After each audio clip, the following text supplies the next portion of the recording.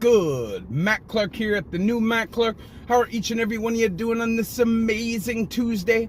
I'm doing great. My girl's doing great. My family's doing great. Hope each and every one of you are doing great, and I hope you're having a great week. If you could please hit that like button, subscribe button, and that bell notification button to get all my videos when they're new. If you could share with somebody on social media, help spread the message, help spread the word, that'd be amazing.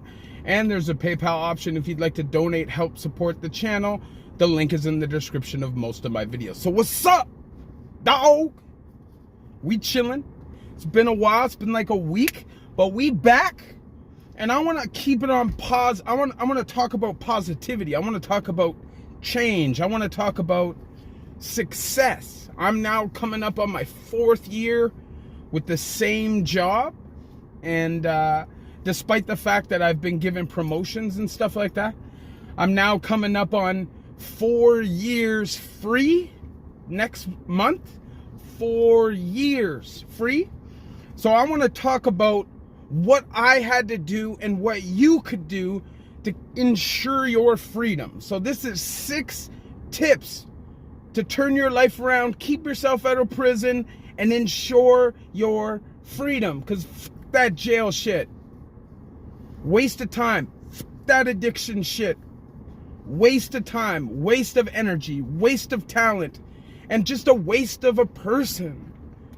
There's no way that you're going to make it to the top living like that. Even if you do get up there, you're going to get knocked down really quick. It's just the way the universe works. There is no way to cheat.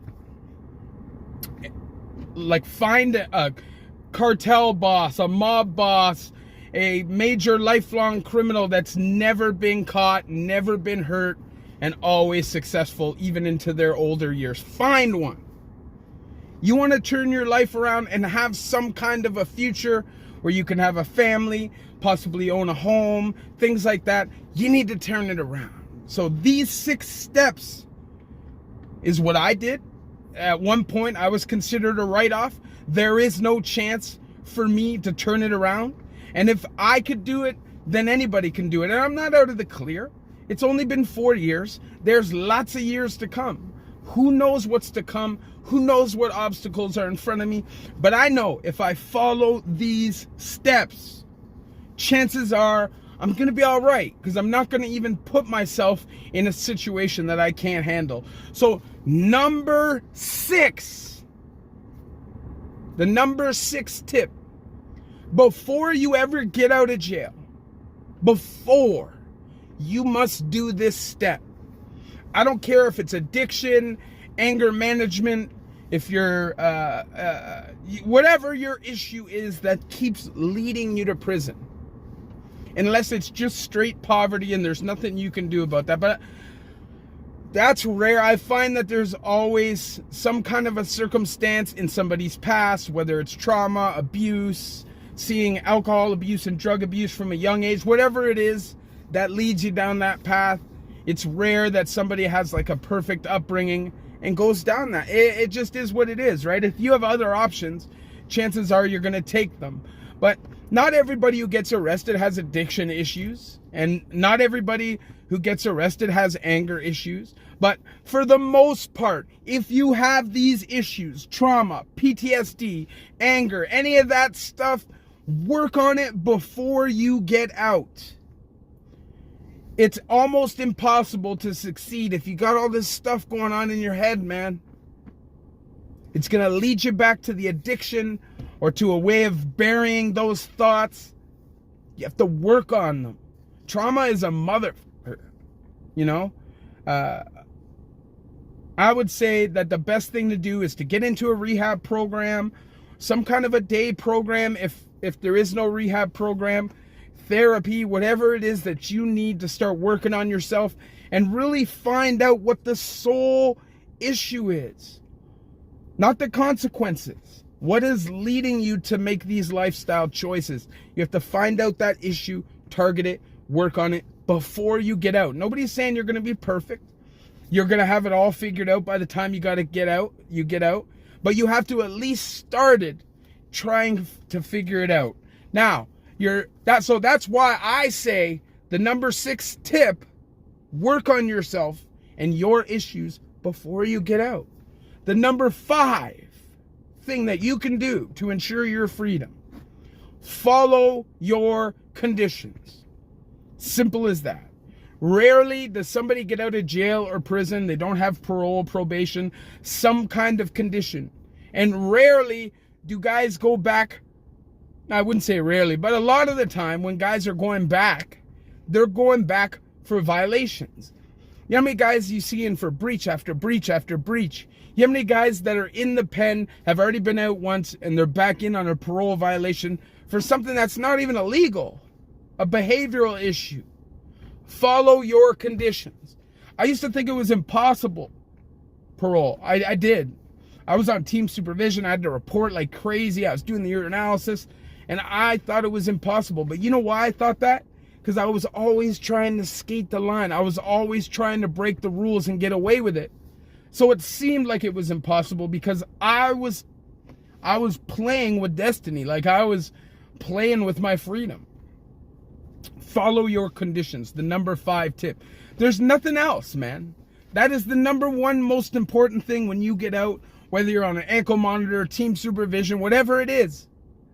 Going back to jail because you're not doing a crime is even dumber than going to jail for doing a crime.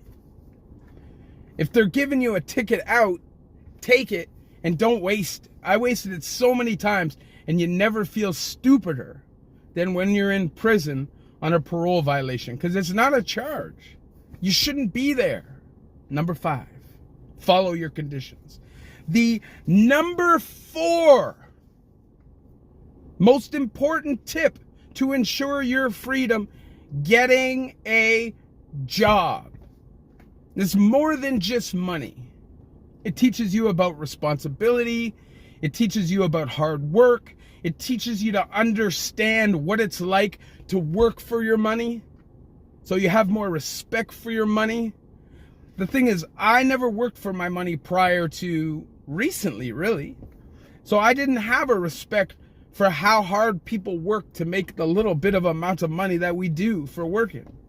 So I have a greater appreciation now for how dumb the things were that I was doing and how I thought it was victimless.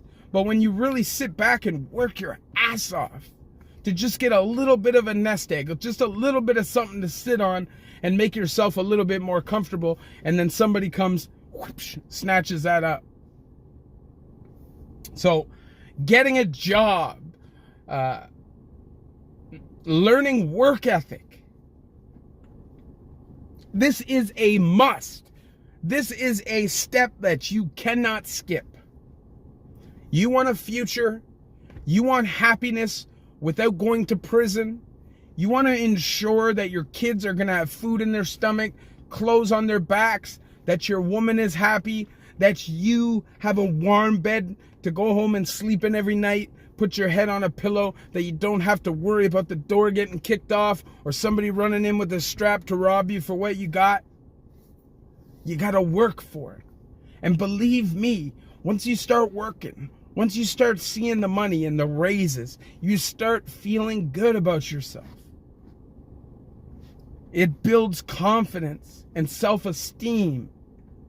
And if you work really hard and you work your butt off daily and you never slack, you'll get the appreciation of those above you. Other opportunities will present themselves, and you'll once again find yourself in an amazing situation. It's not going to be easy, especially coming out of the system. You have to understand that there's going to be limitations to what you can do. You're not going to be able to work in a bank or at a lottery association. You're not going to be bondable.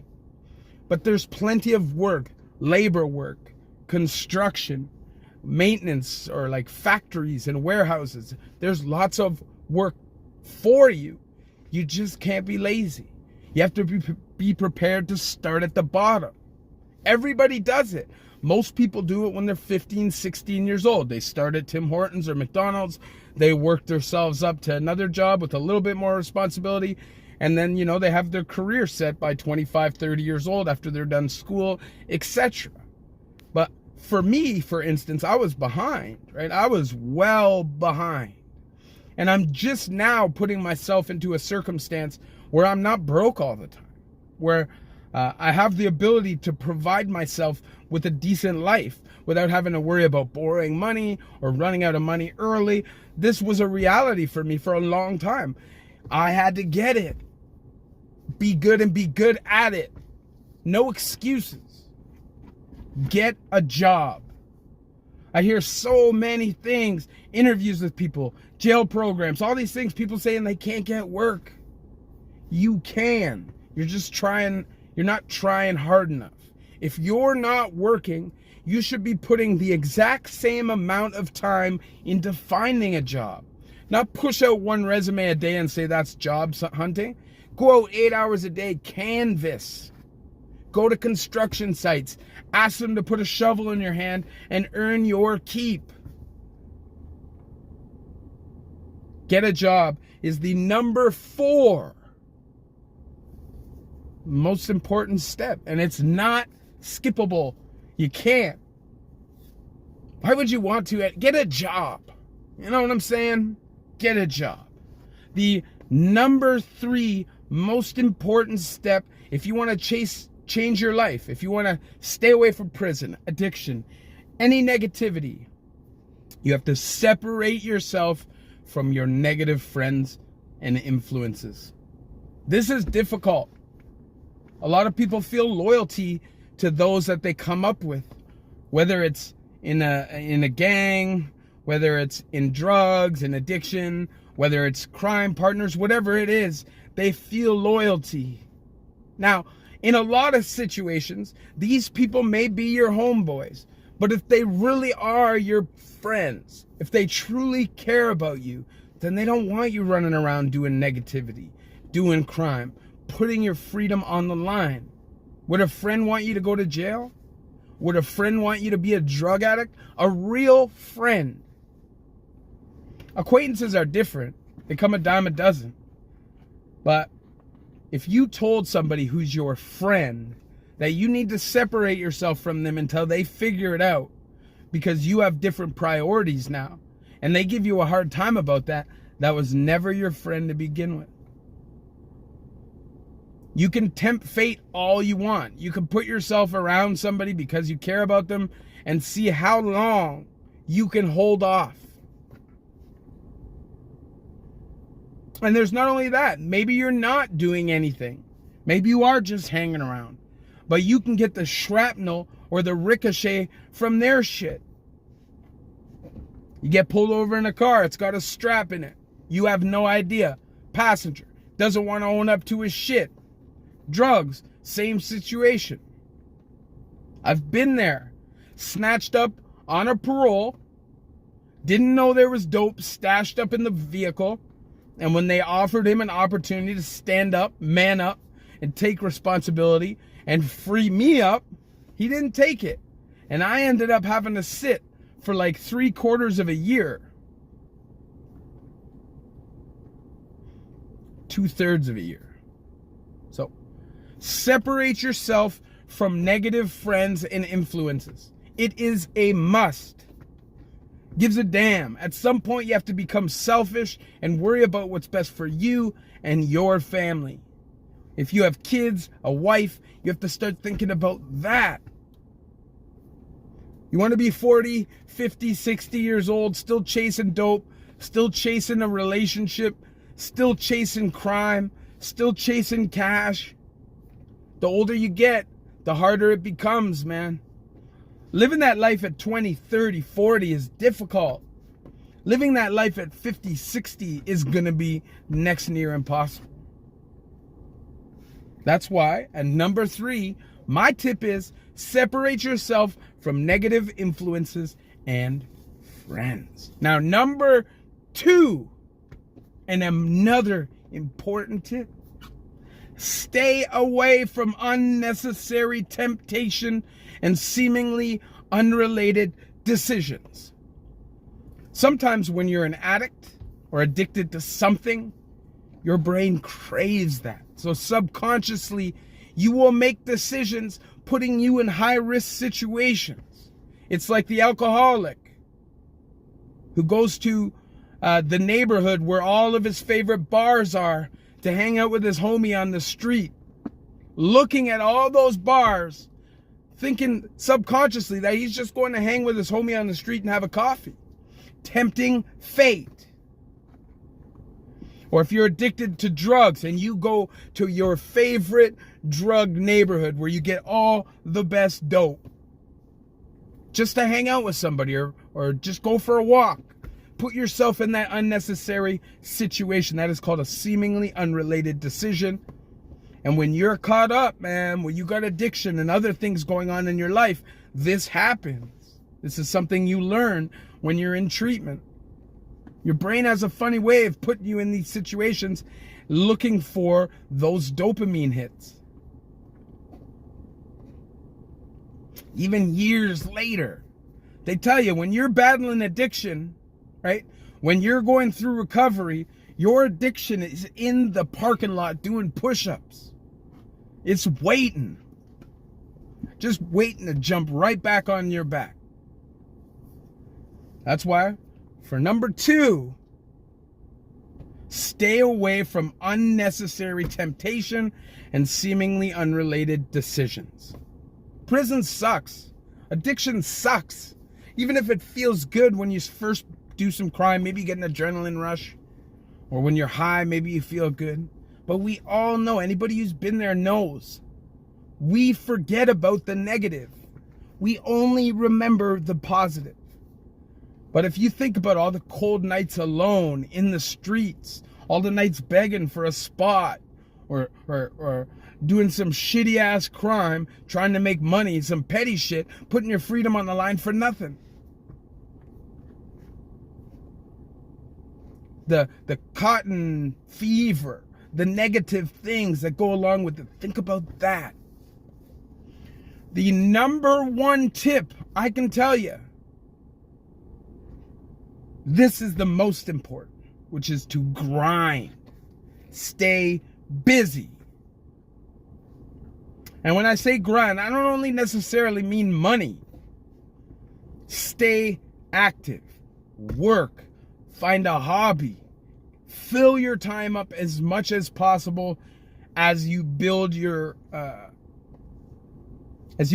your confidence to reject these things.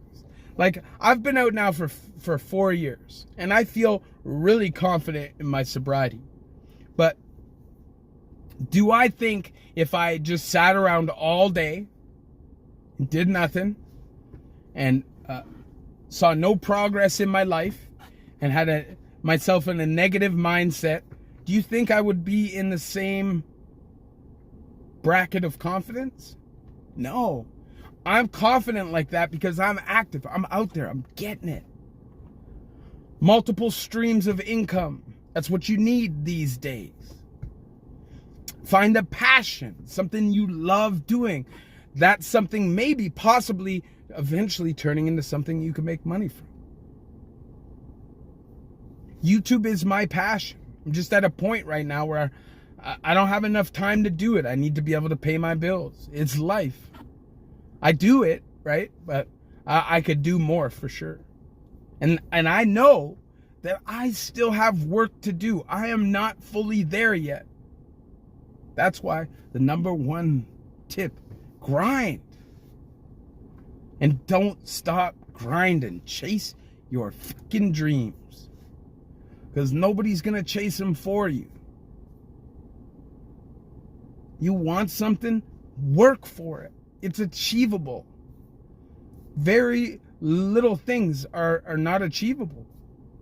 You know, you do have to set realistic goals. You're not going to say to yourself, when I get out 3 hours, I'm going to be driving a Porsche. I'm going to have the fattest drip. Like, it takes time. A civilian lifestyle. Somebody who doesn't break the law, who earns his wages, takes time to build yourself up. And as you're building yourself up, you're going to start feeling really good about yourself. Obviously, I share my stories with you guys, so you don't have to go through these things yourselves. If I could snap my finger, nobody goes to prison. Nobody's addicted to drugs. Hell, nobody's on parole. That's what I do. But that's not a reality, especially in 2022. It's crazy out here. And the world doesn't seem to be chilling out. It only seems to be getting worse. So people are going to find themselves in situations that could lead them to jail. Sit back and think to yourself, how much time have you spent in prison? You want to keep doing that? Did at any point you say to yourself, man, this is a fucking great idea. I should do this again. Remember the things you were saying to yourself when you're locked up. How dumb that shit is. If you could please hit that like button, subscribe button, and that bell notification button so you get all my videos when they're new. If you could share with somebody on social media, help spread the message, help spread the word, that'd be amazing. And there's a PayPal option if you'd like to donate, help support the channel. The link is in the description of most of my videos. I love y'all, man. I love y'all.